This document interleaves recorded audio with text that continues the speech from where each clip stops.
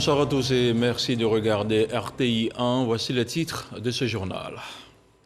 Élection législative partielle à la CEI a débuté samedi la proclamation des résultats dans 6 circonscriptions électorales, dont 4 pour annulation à la suite du scrutin du 6 mars et 2 pour décès des élus. Une vingtaine de candidats étaient en course pour intégrer l'hémicycle.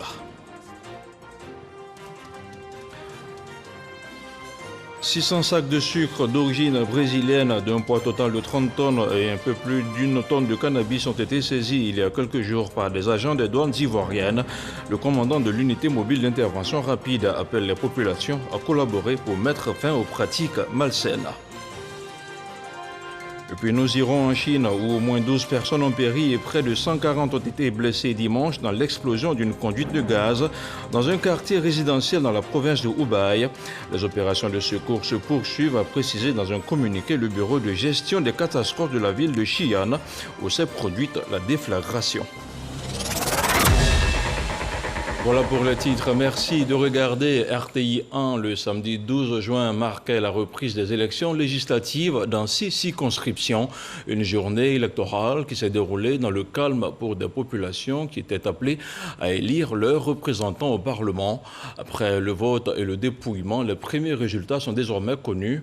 On écoute le communiqué du porte-parole de la CEI.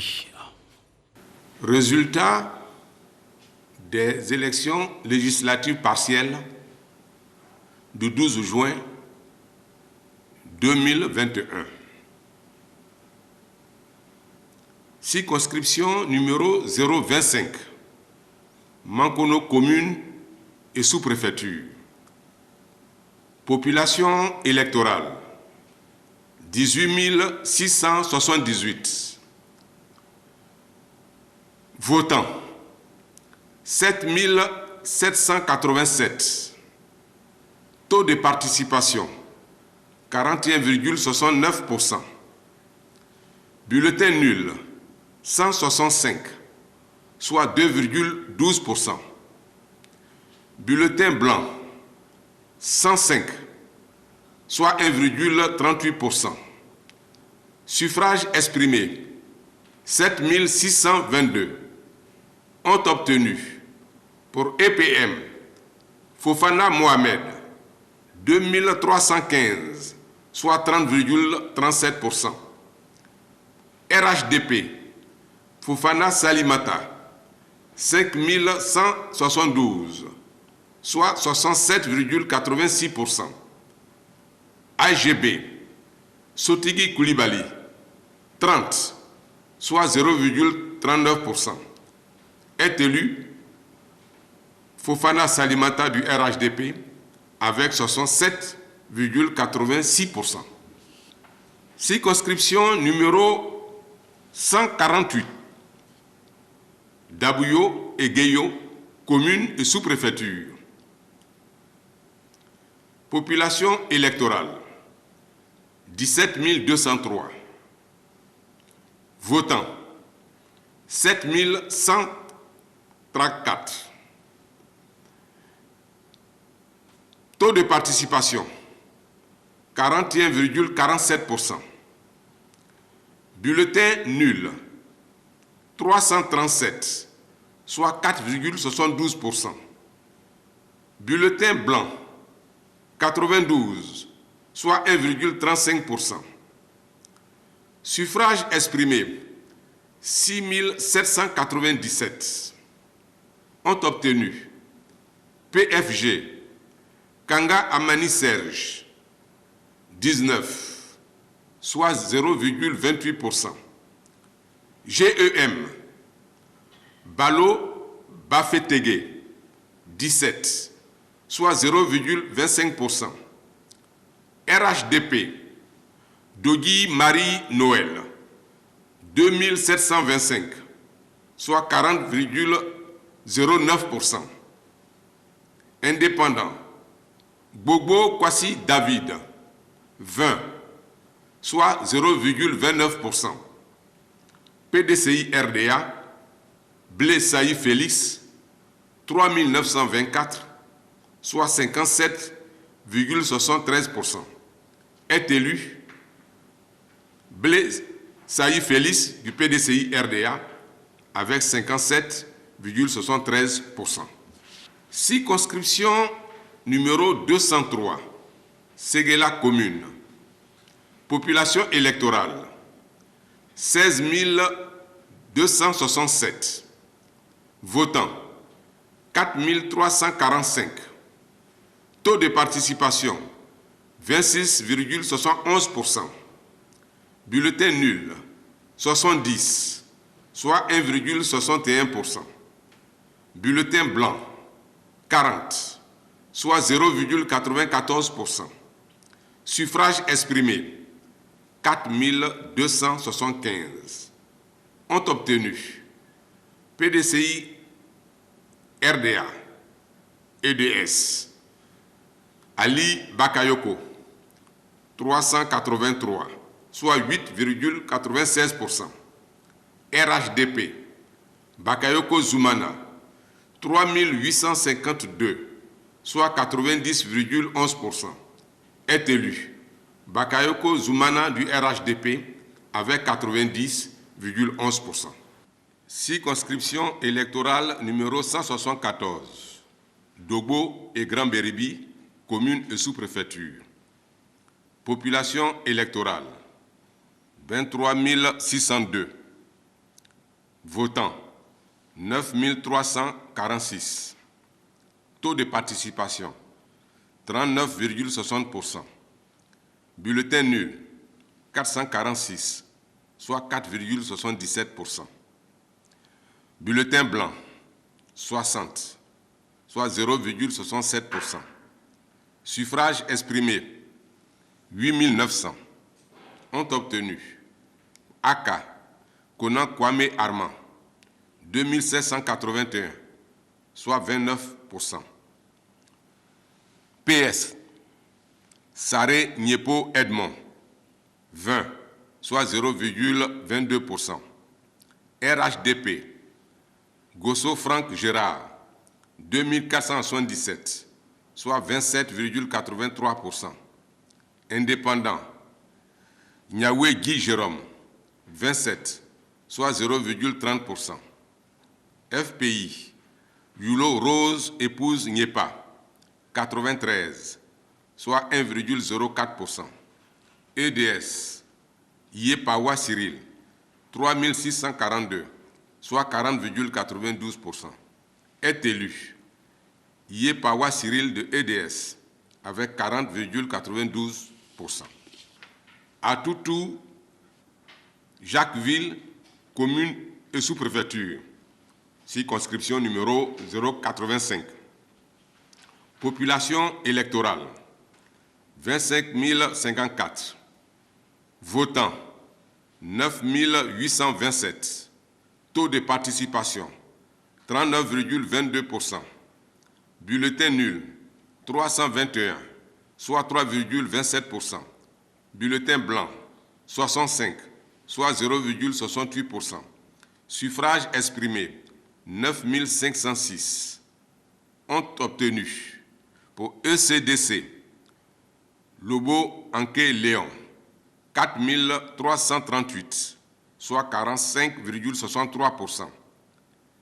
EPJ, Caillot de Modestie, Mangué Nicodème Wilfried, 16, soit 0,17%. UDC, Esso Cès Mathias, 40, soit 0,42%. Indépendant, Adjussou Guipen, 16, soit 0,17%. Unité, Amour, Paix, Cromel Akpa Marcel Luce, 10, soit 0,11%.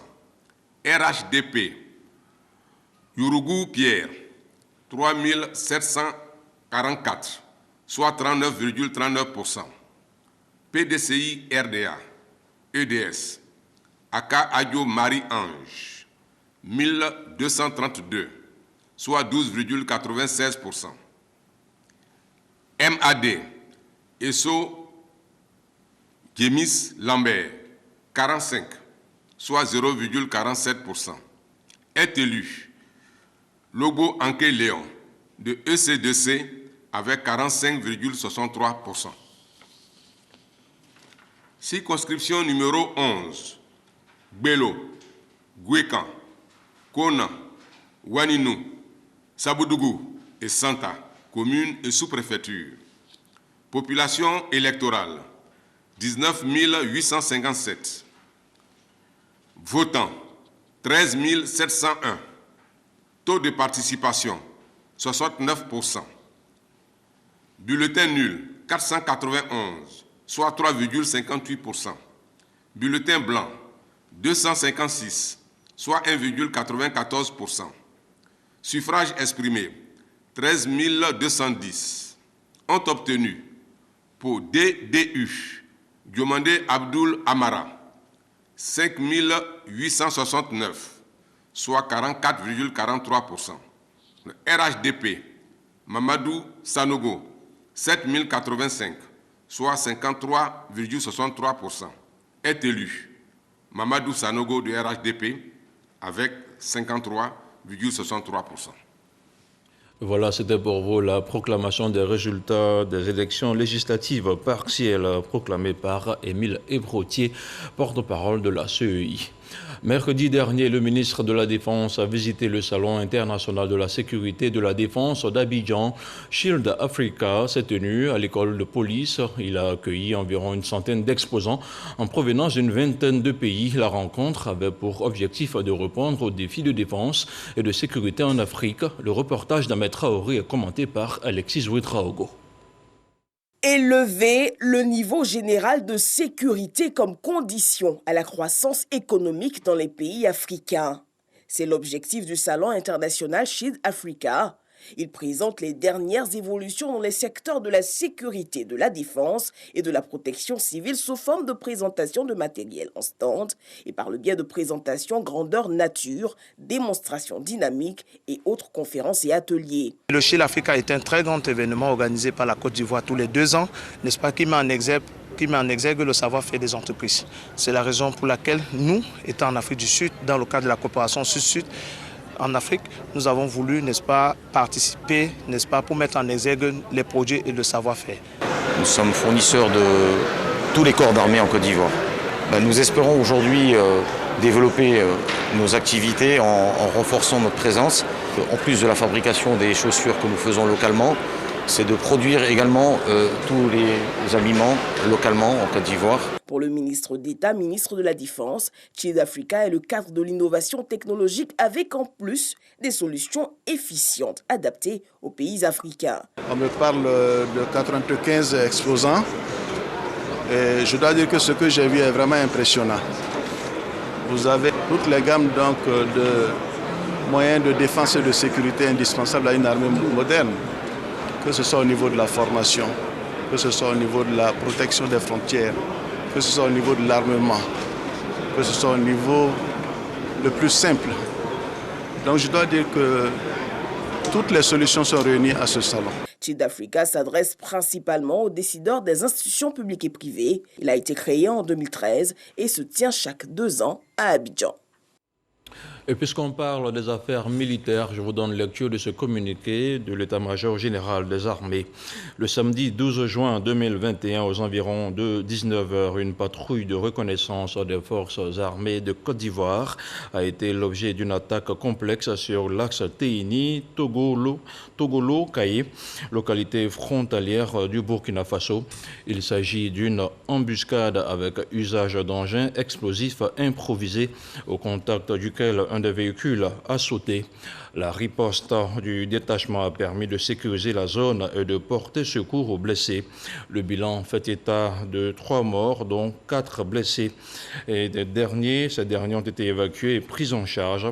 Le chef d'état-major général des armées présente ses condoléances à l'ensemble des forces armées de Côte d'Ivoire, ainsi qu'aux familles des victimes, et souhaite un prompt rétablissement aux blessés tout en assurant tous leurs proches de sa compassion. mission. Il réitère ses encouragements à leurs camarades encore sur le terrain. Le chef d'état-major général des armées rassure la population de la détermination des forces de défense et de sécurité à continuer à agir pour leur protection et les appelle à une franche collaboration avec les forces engagées. Fait à Abidjan le dimanche 13 juin, signé le général de corps d'armée Lassina Doumbia, chef d'état-major général des armées.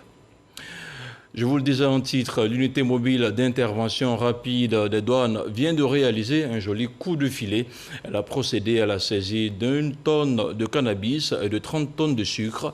Les contrevenants ont été arrêtés à Grand Bassam et sur l'axe à couper à Bengourou. Les explications de Jean-Jacques Kwame. La première saisie de l'unité mobile d'intervention rapide humide des douanes ivoiriennes, 2 camions à bord desquels se trouvaient 600 sacs de sucre d'origine brésilienne, poids total 30 tonnes. C'est au niveau du pont à Dikokwa, sur l'axe à couper à Bengourou, que les agents de l'UMIR ont intercepté les 2 camions qui transportaient les sacs de sucre. Valeur marchande du sucre frauduleux, 18 millions de francs CFA. La seconde saisie est relative à 1,2 tonnes de cannabis, valeur 48,2 millions de francs CFA. Les 1191 plaquettes de cannabis ont été dissimulées sous du manioc dans un véhicule de type bâché. Ce véhicule a été bloqué par les hommes du commandant Ouattara Hippolyte, commandant de l'UMUR, au niveau du Vitib sur l'autoroute Abidjan-Grand Bassam. Ce beau coup de filet des douanes d'une valeur d'environ 67 millions de francs CFA a été réalisé grâce à des informations anonymes. Nous invitons la population à coopérer avec l'administration des douanes chaque fois qu'elle est au courant d'une situation de fraude, qu'elle n'hésite pas du tout à nous saisir de sorte à ce que nous puissions être promptes et rapides comme les saisies de sucre et de cannabis que nous venons d'opérer. Les contrevenants devront répondre de leurs actes devant les juridictions compétentes. On continue de dérouler l'actualité nationale après une rencontre avec le ministre des Mines, du Pétrole et de l'Énergie vendredi dernier. L'organisation des gérants de stations-service de Côte d'Ivoire suspend son mot d'ordre de grève. Je vous propose d'écouter son président Kolodio Fofana. Communiqué de l'Organisation des gérants des stations-service de Côte d'Ivoire, OSGCI. Suite au mot d'ordre de grève lancé par l'OSGCI le lundi 31 mai 2021, le ministre des Mines, du Pétrole et de l'Énergie, M. Thomas Camara, a reçu en audience le bureau pour une séance de travail le vendredi 11 juin 2021. L'OSGCI a décidé de la suspension de son mot d'ordre de grève initialement prévu du lundi 14 au mercredi 16 juin 2021. L'OSGCI invite par conséquent tous les gérants des stations-service de Côte d'Ivoire à lever le mot d'ordre de grève et à maintenir les points de vente ouverts jusqu'à nouvel ordre. L'OSGCI tient déjà à remercier le ministre des Mines, du Pétrole et de l'Énergie, M. Thomas Camara, qui a décidé de prêter une oreille attentive à leur situation. L'OSGCI rappelle à tous ses membres également que les discussions sont toujours en cours avec la tutelle en vue de trouver une issue favorable et définitive à leurs préoccupations. Fait à Abidjan le samedi 12 juin 2021, Fofana Kolodio, président de l'Organisation des gérants de Côte d'Ivoire. Et on se rend maintenant dans le nord du pays où la localité de Mbengue a basculé vers la TNT, la télévision numérique terrestre. Le lancement a été fait par le préfet de région. Il était accompagné du représentant du ministre de la Communication, des médias et de la francophonie et des responsables de la Société ivoirienne de télédiffusion IDT. Objectif, offrir une meilleure qualité d'image et de son aux populations avec 6 chaînes de télévision gratuites. Ami Sissoko. Mbengue, localité frontalière à 30 km du Mali et à 75 km de Korogo, désormais couverte par la télévision numérique terrestre TNT. Dans les locaux du centre émetteur, c'est le préfet du département de Mbengue, Augustin Guessandéolé, qui procède au lancement à la grande joie des populations qui auront un accès libre à 6 chaînes de télévision après acquisition du kit de réception. Avant l'installation de cette antenne, où c'était difficile d'avoir des images en Mbengue. C'était difficile, extrêmement difficile. Mais avec l'arrivée de cette antenne, il y a eu une amélioration. Et pour nous, l'avènement de la TNT va nous apporter un plus. Ça a été une immense joie pour nous, population, d'avoir reçu les kits TNT à Bougou, vraiment qui nous ont permis de se déconnecter des différents canaux et maintenant se connecter maintenant sur les chaînes de la télévision ivoirienne. Nous sommes très contents. Le directeur de la Société ivoirienne de télédiffusion, IDT, Benoît Adamayeo, a exhorté les populations à s'équiper en se procurant l'antenne et le décodeur disponibles dans tout le département de Mbengue. La TNT, vous le savez, est une évolution technologique en matière de télédiffusion terrestre. Elle remplace la télévision analogique qui est dépassée dans les paysages audiovisuels. La TNT offre aux téléspectateurs plusieurs avantages, à savoir une bonne qualité d'image et de son, l'opportunité de bénéficier de plusieurs chaînes dont une diversité de choix, une offre télévisuelle résistant aux intempéries. La construction et l'équipement du centre émetteur de Mbengue en matériel de TNT a mobilisé près de 450 millions de francs CFA de l'État, selon le représentant du ministre de la Communication, des médias et de la francophonie. Offrir une vie de qualité aux Ivoiriens n'a pas de prix pour le président Alassane Ouattara. Mesdames et messieurs les éditeurs de programmes audiovisuels, monsieur le ministre de la Communication, des médias et de la francophonie, vous remercie pour votre implication dans le développement des contenus diversifiés dans notre pays et vous encourage à honorer vos engagements en offrant des programmes attrayants aux populations ivoiriennes. Mbengue est la 5e étape du lancement de cette nouvelle technologie de diffusion après Abidjan, Bouaké, Korogo et Dimbokro, portant ainsi le taux de couverture de la population à plus de 80%. Et on en vient maintenant au dossier de la rédaction de RTI 1 située entre la ville de Boisflé et de Daloa. La localité de Bonon, qui compte aujourd'hui 112 000 âmes, est aujourd'hui érigée en chef-lieu de département. Mais de nombreux défis restent à relever. Pour autant, Bonon est dans une dynamique de progrès. La localité peut tirer profit de l'admirable coexistence de toutes ces communautés pour devenir une ville prospère et attractive. Le constat de Jeanne Toubé.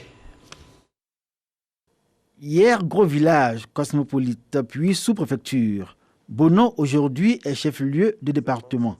Cette localité, dans la région de la Maraoué, surprend par sa progression fulgurante et séduit par le dynamisme de son activité économique. Bonon a eu une évolution. Au niveau de l'hôpital, il y a une progression. Au niveau des routes, il y a une progression.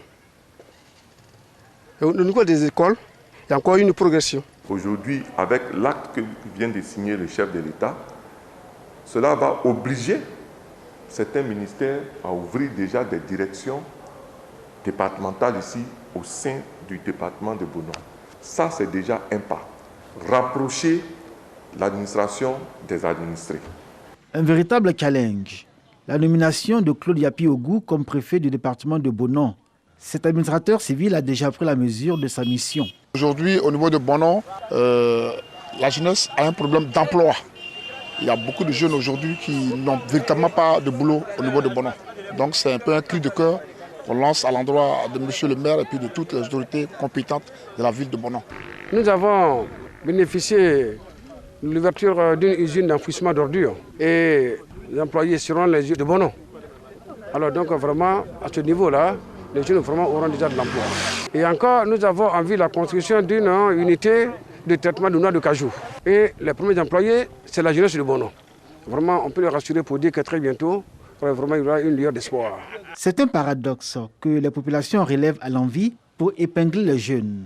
Ceux-ci ne sont pas acteurs de la forte production cacaoyère et de vivriers qui donne au département de Bonon le statut de grenier de la région de la Maraoué.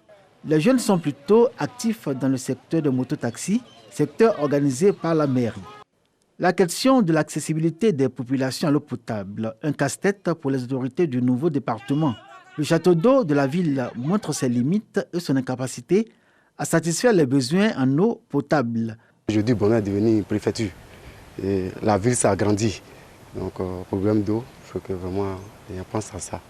Ça nous fatigue beaucoup. Pour réduire le rapport au puits des populations, la municipalité a construit de bonnes fontaines dans plusieurs quartiers, comme ici. Dans ce quartier, une des zones d'extension de la ville de Bono. Aujourd'hui, les habitants de ce quartier voient leur attente comblée. En réalité, la question du renforcement des ouvrages de desserte en eau potable est une affaire déjà réglée par le gouvernement. Sur instruction du président de la République Alassane Ouattara, ici, sur le même site que le premier château de Bono, un second sera construit. Un autre également à Gobazra, village voisin. Ils seront tous alimentés à partir du fleuve Maraoué pour desservir l'ensemble de la population de Bono et les 2 sous-préfectures qui composent le département. À l'hôpital général, les patients, visiteurs et personnels soignants se sont vite mis à l'abri du problème d'eau grâce à un forage dont s'est dotée la structure. Grâce à la clôture, nous évitons d'abord les accidents. Nos usagers sont en sécurité. L'équipe médicale également est en sécurité et nous n'avons plus les animaux qui déambulent dans la cour de l'hôpital.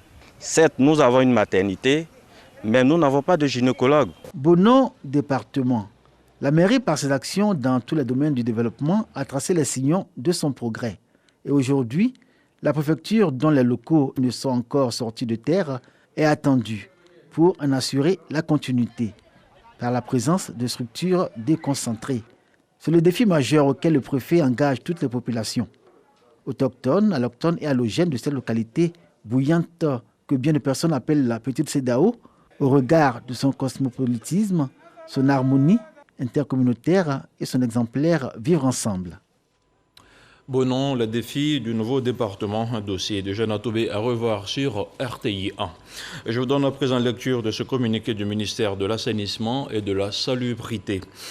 La prévision météorologique annonce pour les prochains jours de très fortes pluies avec parfois des orages pouvant causer des inondations.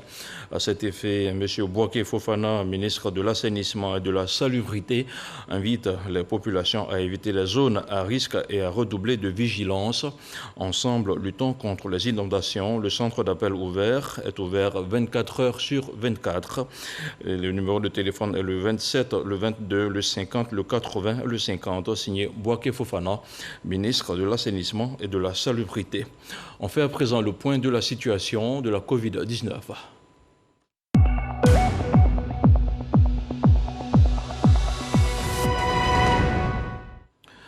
Le ministère de la Santé, de l'Hygiène publique et de la couverture maladie universelle a enregistré ce dimanche 13 juin 2021 40 nouveaux cas de Covid-19 sur 2225 échantillons prélevés, soit 1,8% de cas positifs, 36 guéris et 0 décès. À la date du 13 juin 2021, la Côte d'Ivoire compte donc 47 702 cas confirmés, dont 47 214 personnes guéries, 306 décès et 182 cas actifs. Le nombre total d'échantillons est de 674 878. Le 12 juin, 5 897 doses de vaccins contre la Covid-19 ont été administrées, soit un total de 692 523 doses administrées. Parrain d'une cérémonie dans la région du Kabadougou, l'ex-ministre de la Promotion de la Riziculture était dans le village de Zébénin, dans le département de Séguélon. Gaoussou Touré y était pour l'inauguration d'un centre de santé au profit du dit village, une action qui traduit en acte la vision de développement du chef de l'État, le président Alassane Ouattara. Le reportage de Mahama Traoré à retrouver dans nos prochaines éditions.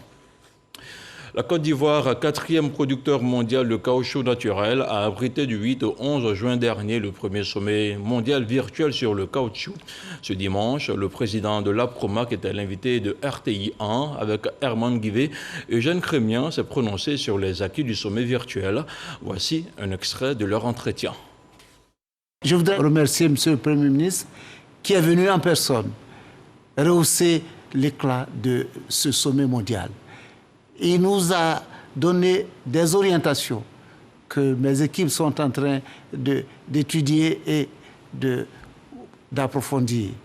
Nous sommes en train de travailler et nous voudrons être parmi les meilleurs. Nous sommes au 4e rang, mais ça ne nous suffit pas.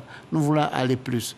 Pour aller plus, il faut capter encore de la valeur ajoutée. Au niveau des efforts fournis par le planteur ivoirien pour nous permettre d'être au 4e rang mondial, il y a eu un encadrement qui a été fait à la base, assuré par la Promac et toutes les organisations qui nous accompagnent dans le développement de l'élevage-culture en Côte d'Ivoire. Et le gouvernement, je suis persuadé, avec les assurances que le Premier ministre nous a données, le gouvernement va nous accompagner pour aller à la 2e transformation, aller à la 3e transformation, pour que le paysan ivoirien bénéficie des retombées réelles de sa production. Je voudrais vous dire que c'est une nouvelle feuille de route qui vient de m'être remise à l'issue de ce sommet. Que s'est-il passé dans le monde entier depuis lundi dernier? La réponse dans ce 7 sur 7. C'est une sélection de Marie-Laure Goretti avec le commentaire d'Armand Guibé.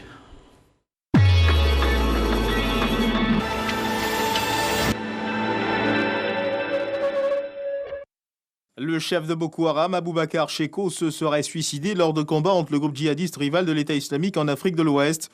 C'est dans un enregistrement audio faisant état de sa mort publié par le groupe ISWAP que l'information a été donnée. Jusque-là, Boko Haram ne s'est pas prononcé sur cette mort annoncée de son chef et l'armée nigériane, quant à elle, dit mener des enquêtes. À Pretoria, en Afrique du Sud, Gosiame Tamara Sitole, une femme de 37 ans originaire de Pretoria, a mis au monde 10 bébés lors du même accouchement le 8 juin dernier. C'est le nouveau record mondial après une femme d'origine malienne ayant eu 9 enfants en même temps en mai dernier. Nous avons envoyé un signal clair aux États-Unis quant à notre volonté de résoudre cette question de manière juste et équilibrée en suspendant le doublement automatique de nos comptes, mesure légitime. Il revient maintenant aux États-Unis de passer de la parole aux actes pour résoudre le conflit commercial avec l'Union européenne sur l'acier et l'aluminium qui empoisonnent les relations bilatérales. C'est ce qu'a déclaré mercredi le vice-président de la Commission européenne, Valdis Dombrovskis, devant le Parlement européen à Strasbourg. Le président français Emmanuel Macron a annoncé jeudi dernier la fin de l'opération anti-djihadiste Barkhane après 8 ans de présence française au Mali et dans les pays voisins du Sahel. Ce repli qui se fera progressivement, la majorité des 5100 soldats français resteront au Mali jusqu'en 2023. On passera à 3500 d'ici à 1 an, puis 2500 en 2023. Joe Biden et Vladimir Poutine vont se rencontrer en tant que chefs d'État pour la première fois le mercredi prochain. Mais à quelques jours de cette rencontre très attendue entre les deux chefs d'État, Vladimir Poutine dit espérer que son homologue américain, Joe Biden, se montrerait moins impulsif que son prédécesseur, Donald Trump.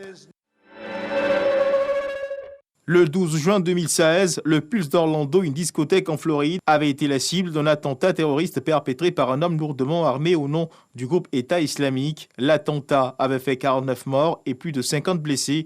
La discothèque gay d'Orlando va être désignée mémorial national. C'est ce qu'a annoncé samedi Joe Biden pour commémorer le 5e anniversaire de la tragédie. Ce dimanche matin en Chine, l'explosion d'une conduite de gaz dans un complexe résidentiel a eu lieu dans le district de Zhanguan, de la ville de Xi'an, dans la province du Hubei. On décompte au moins 12 morts et plus d'une centaine de blessés. Le bureau de gestion des catastrophes de la ville de Xi'an a annoncé dans un communiqué que la recherche se poursuivrait et qu'une enquête a été ouverte pour déterminer les causes de l'explosion.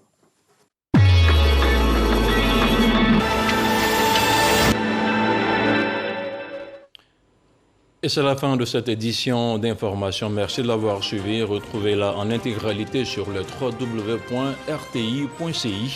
Bonsoir et que la paix soit chez vous.